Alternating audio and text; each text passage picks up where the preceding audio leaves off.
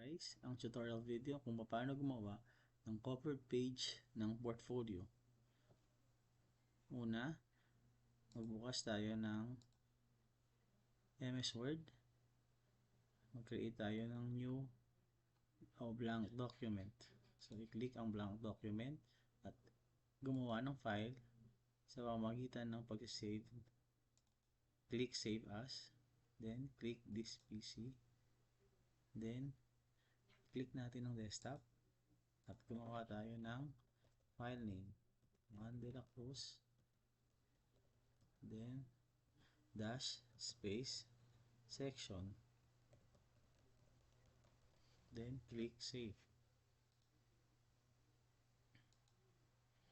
Ngayon, ang una natin gagawin ay kumuha ng background. Pwede tayong pumunta at magbukas ng ating browser at i-type ang ating kukuhaning background. Halimbawa, IQ anime poster. Then kailangan nakalagay ang portrait para nakapatayo ang ating makukuhang image. Pag na-save na natin ito, dalhin sa ating MS Word. Pumunta tayo dito sa File and Insert. Then, click Picture. This device. And then, punta tayo sa Desktop. Kung saan natin sinave yung ating background. And then, double click. At para magalaw natin ang ating image, punta tayo sa Wrap Text. Then, click Behind Text. Ngayon, i-move natin ang ating background at magtira ng kaunti para sa ating margin. And then, i-adjust muna natin ang ating size ng ating document. Punta tayo sa layout, then go to size, and dun tayo sa more paper sizes. Since by inches tayo, gawin natin tong 8.5 by 13. Pero kapag centimeter, gagawin natin 33.02. Then click OK. Yan. So, adjust ulit natin ang ating background para mag-fit sa ating document. Yan. Pag nailagay na natin siya, adjust natin ang kanyang transparency. Click natin ang format. Punta tayo sa correction. And then, sa pinakailalim, click natin picture corrections options. Then, click picture transparency. Adjust natin to hanggang sa makuha natin ang ating desired transparency. Para sa akin, gagamitin ko 70%. Then, pwede na tayong mag-add ng logo. Pwede natin i-download ang logo sa ating messenger o kung meron na tayo sa desktop. So, click Insert, then go to Picture, click this device. Then, hanapin natin ang ating logo. Dito sa laptop, ay makikita ang logo sa downloads. Ito. So, unahin natin ang logo ng school. Double click. And then, para magalaw, punta tayo sa wrap text. Then, choose in front of text. And then, palitan natin ng size. Gawin natin 3.5. Type 3.5. Click enter. At dahil inches siya, i-adjust pa natin. Inches kasi to. So, kailangan nasa bandang 1.8 lang ang sukat. No? Adjust pa natin. 1.6 lang. Okay? Then, i-duplicate natin yung ating logo. I-hold natin ang control. And then, click and drag. Para ma-duplicate, ilagay natin sa left side. At para mapalitan ang logo, magawa nating DepEd logo. Click natin ang logo. Then, picture format. Then, dito tayo sa change picture. Click this device. Hanapin natin ang logo ng school. Ng DepEd. Then, double click. Yan. Sabihin na tayong dalawang logo. This time naman, maglalagay tayo ng title. So, go to insert. Then, click text box. Click natin yung simple text box.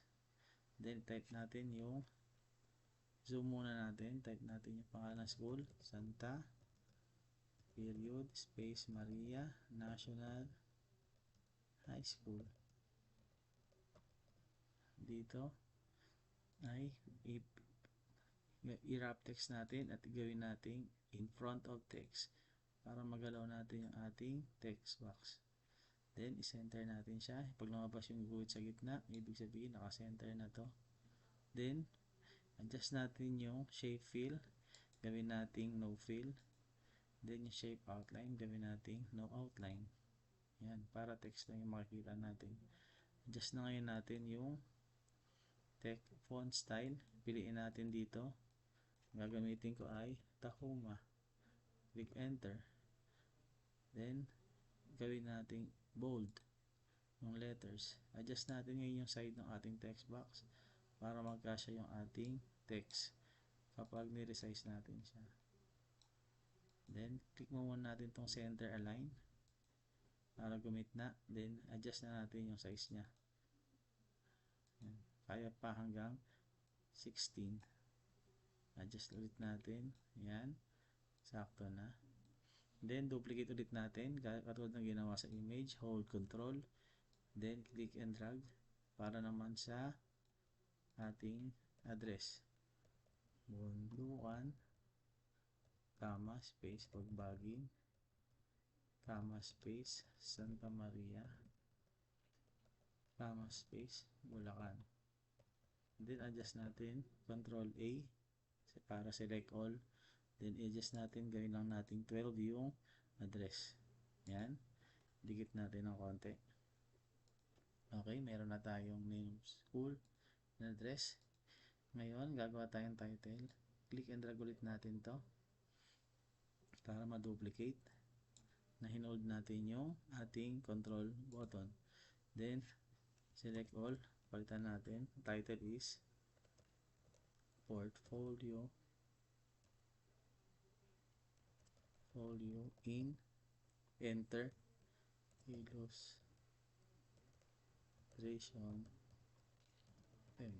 then control A ulit, adjust natin yung size, lakihan natin na mag-fit dun sa ating document, and maximize natin yung space, lakihan pa natin yan. So pwede na yung ganito kalaki. Then adjust the color, go to save shape format, fill. Gagamitin ko muna rito ay dito pala tayo sa text. Okay, text fill. Gamitin natin ay orange. Yan. Then pwede natin lagyan ng border kung gusto nyo. Pero ako, ang gagamitin ko ay text effects. Pwedeng shadow, reflection, glow, bevel. So pipili lang tayo. So I'll choose first yung aking shadow, inside top. Then babalik ako. I'll go to glow. Lalagyan ko siya ng yellow na glow. And then, babalik ulit tayo sa text effects. Then, I'll choose bevel. Then, I'll choose this effects. Yan. So, okay na to sa akin. Yan na tayong title. Then, doon na tayo ngayon sa picture or image ninyo. So, this time, kailangan meron kayong picture ninyo na nakasave. So, halimbawa, hanap tayo ng picture dito. Picture. So, let's try kung meron tayong makikita picture dito na pwede nating magamit. So, halimbawa, this one. Yan. Pagpasensyahan nyo na. So, palitan natin.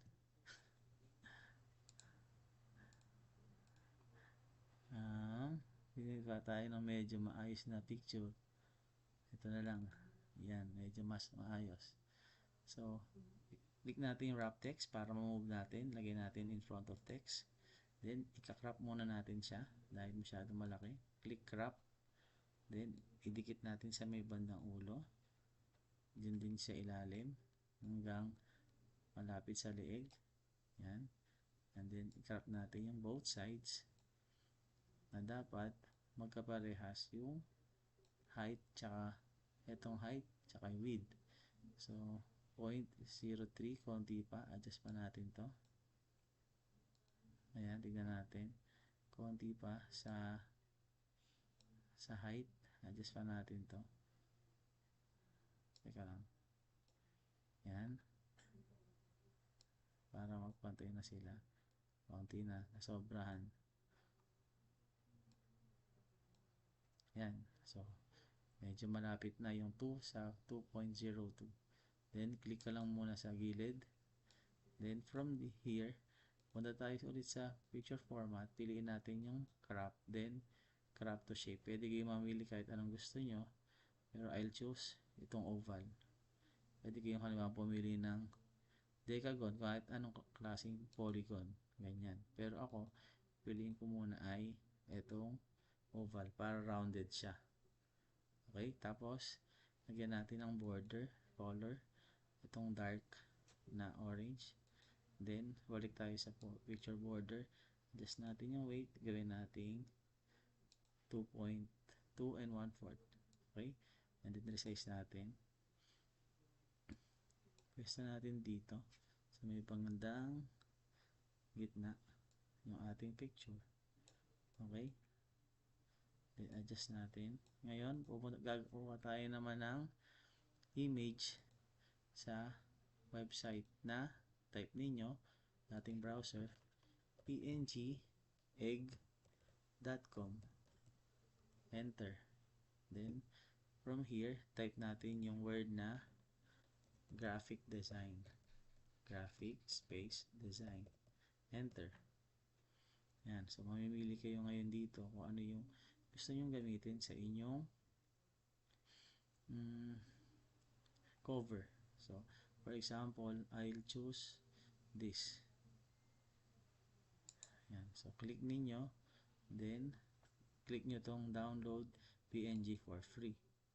Tapos, i-verify natin. Click natin, verify human. So, sundin natin tong click in order F2CA. So, click natin letter F, number 2, letter C, then letter A. Na para mag-proceed siya sa download. Pag na-click, save natin siya sa downloads. Pwede sa downloads o kaya sa desktop. So, dito tayo sa downloads. Para nandyan din yung logo natin. Magkakasama. Pag na-save na, balik tayo sa MS Word. Then, click natin ulit insert, picture, then this device, hanapin natin sa downloads, nandoon yung ating picture. Ito, double click, lalabas siya dito. And then, wrap text natin in front of text. Yan, para magalaw natin siya, ma-resize natin siya. Itabi natin siya dun sa may image. Yan. Pero dito, tingnan ninyo, umiibabaw siya dun sa picture ko. So, I'll choose this send backward. Isa-isa lang hanggang makita nyo na napailalim na siya. Yan. So, adjust natin yung picture para medyo malaki. Yan. So, ang kulang na lang natin dito ay pangalan ng school, pangalan ng estudyante at pangalan ng teacher. So, gawin natin ulit yung ginawa natin kanina dito sa ating text box. Copy natin, hold, control, then drag natin, then maximize natin. Type nyo yung pangalan ninyo. Halimbawa, pangalan ko, Joart B. Biham. Then, enter. Tapos, lagay ninyo, section ninyo. Halimbawa, 10, Bonifacio. Yan. So, i-move natin siya dito sa left side. Okay. Pwede natin i-adjust yung ating paragraph. I-control A nyo to select all. Piliin nyo to, line and paragraph spacing. Then, remove space. Yan, para dikit sila. Wala masyadong space. Okay. And then, huwag natin lakihan yung ating section. Yan. Then, adjust natin ng konti. From 12, gawin natin 14 yung size ng name. Then, duplicate natin. Lagay naman natin sa may ilalim. Baba ng konti. Sa kanan. Then, type naman natin yung pangalan ng teacher. Full name ng subject teacher. Make sure na kompleto. Then, dito sa section, palitan lang natin to. Write subject teacher. Yan. So, kompleto na guys. I-move lang natin ng maayos. Okay, so yan.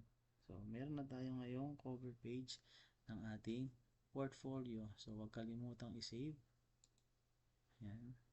At ipapaprint na natin to para may output. Okay? So, thank you sa panonood.